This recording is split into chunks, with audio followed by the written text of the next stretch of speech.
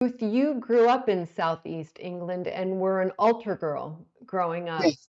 I'm wondering how playing Lorna affected your view of Catholicism. I don't know if it directly affected it. I think that I've always been fascinated. I mean, I grew up a Catholic. I was, like you said, I was first altar girl in my village. um, and I was confirmed and baptized and everything else.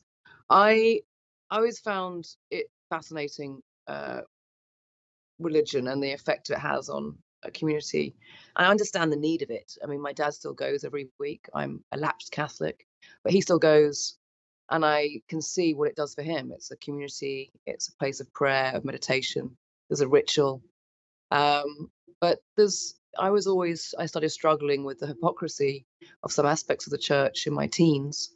And I've done a number of pieces of work, whether it's His Dark Materials or it's Mrs. Wilson, and then this, which are in a way for me to kind of explore my relationship to my own faith or what I was brought up in, and to challenge some aspects of it and to question some parts of it.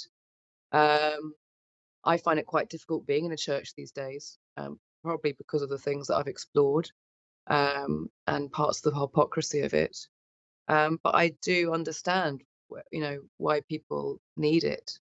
Um, I sort of think Catholicism for me was strangely, it's such an interesting religion, Catholics in particular, because it's to me it's so dramatic and theatrical. It's so sensual. It's full of smells and um, kind of the iconography and what the priests are wearing, what the candles. It was very sort of hypnotic and hypnotic for children, certainly. And I think it was my first taste of what theatre is. Now, so I can understand how it's affected me in my life. Um, but yeah, I think that's why I've explored these, or why I've been drawn to these particular stories, is because it's some part of me exploring my own background and history.